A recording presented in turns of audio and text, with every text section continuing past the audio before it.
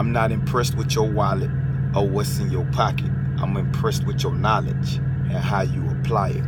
Let's talk some real shit. Let's talk about black economic power structure and the importance of establishing a new black Wall Street within our communities. We've been taken from our own selves for so long, and it amazes me how we get upset with everybody else from taking from us, as if taking from each other is okay. It's not. The Arabs come into our community, the Jews come into our communities, the East Indians come into our communities, and the Caucasians come into our communities. They set up different infrastructures that are non-black. Poisons, liquor stores, to your KFCs and your Burger Kings and your McDonald's and your Wayfields and your Krogers and your Walmarts. None of these places are black owned. And so we spend our money with them. Beauty supply stores, we spend our money with them. Nail salons, we spend our money with them. None of it is black owned. That's a problem. Now let's talk about the black economic power structure. I'm street, so I talk for the streets. So let me talk to the dope boys and the cats that's out here getting it in a whole nother way, in a whole nother light. I come from that. So let me talk to y'all. Check this. There is no reason why we should be pilgrimaging our own communities, raping our own communities, taking from our own communities, and not investing back into our own communities.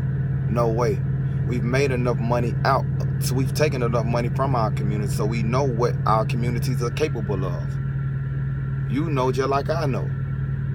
I done stood in the trap from sun up to sundown. I done ran with the Jack Boy, the robbing crew. I done sold damn near everything under the sun. Overstand that. So we know, you, me, we know what's in the community and how much money we don't actually took from this community. Now let's begin to invest in our communities. There is no reason why our women are supposed to be depending on government assistance. There is no reason why our women should have to put us on child support. There is no reason why our women feel like they can't come to us when they need something from us. There is no reason for that. Until we as men step up and decide that enough is enough, that nobody should be taking care of our women and our children but us, then we will never tackle the problem head on. It's just like back on the slave plantation. They devised us against each other. They instilled so much fear into the woman that she had no choice but to raise her son in fear, because they took the strongest Negro and they made an example out of him. And they told the woman that when you raise your son, you teach him that I'm the master, I'm the light, I'm the way, I'm the truth. And so these boys grew up in fear. And so women, when you say men ain't this and men ain't that, you almost have to blame yourselves for that, because it's you that's raising the men, raising them to be fearful. You are raising your sons to be fearful. You are telling your sons that when they go out and they're in the police cars, they should move like this, behave like this. They can't wear hoodies, they can't wear hats, they can't do this, they can't do this, because they're going to be targeted. You raise your children and you make your children believe that something is wrong with them, but nothing is wrong with them. Something is wrong with this crooked-ass, backward-ass system. So we have to educate our children on politics and law, but most importantly of all, educate them on knowledge of self. Educate them on that. Do not instill fear into these children, but keep it unapologetically real with these children. We are targeted, but we ain't going nowhere.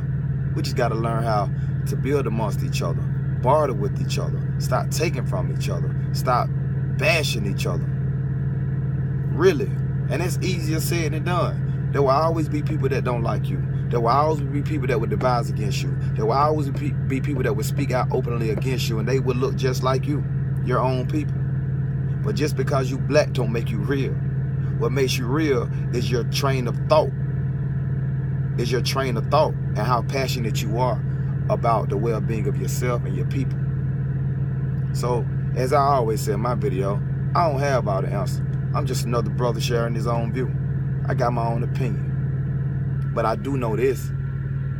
All that taking that we've done, it's time for us to start giving back. It's time for us to bring structure into the communities, be big brothers to these little boys and these little girls. Help the poor. Help them. Women, we have to learn to coexist and live and realize that there cannot be an ego, a power structure. See, the white man tells you, I'll make these affordable Section 8 houses for you, but you cannot have a man in there. And you're so ignorant in your own arrogance that you don't realize that he's doing it for a reason. He's keeping you under him. You don't want brothers like me in the house. I say this all the time. You don't want brothers like me in the house that's going to talk their real shit. That's going to tell you, look, while you're over there in them government Section 8 houses, don't become too dependent on that shit. Get you a little jar, stack you some bread. You ain't paying no rent. For real.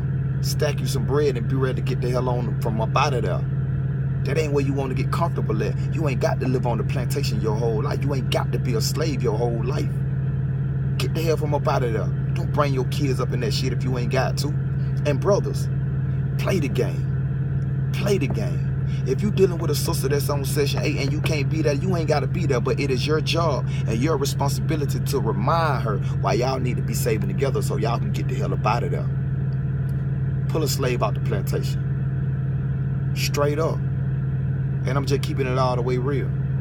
I come from that. Mom, sister, family. Y'all come from that shit. So we ain't better. I ain't better than nobody. I go to the roughest of hood. When I go to these states, I be looking for the hood. Ask anybody that know me for real. Whether it's White Island, California, whether it's the south side of Chicago, whether it's Flint and Detroit up in Michigan, whether it's down there in Texas and Houston, Atlanta, east side, west side, but I'm south side to the heart. Know that. I'm everywhere. And I'm out here trying to talk to people. And what I want to promote and suggest today is Section 8, let's get up off of this shit. Let's get up off of this shit. Let's get up off of this shit. Let's get up off of that shit. If you're going to be on it, build on it. Save your money. Stack your economics. Educate yourselves.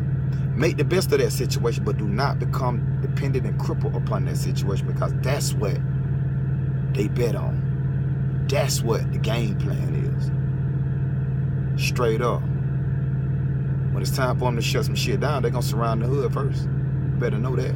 You ain't safe. They know exactly where you at. They drop bombs in Tulsa, Oklahoma on the Black Wall Street. What you think they're going to do to the projects? Let's get up out this shit. Reach one, teach one. Let's build. For real. Not kill. Peace.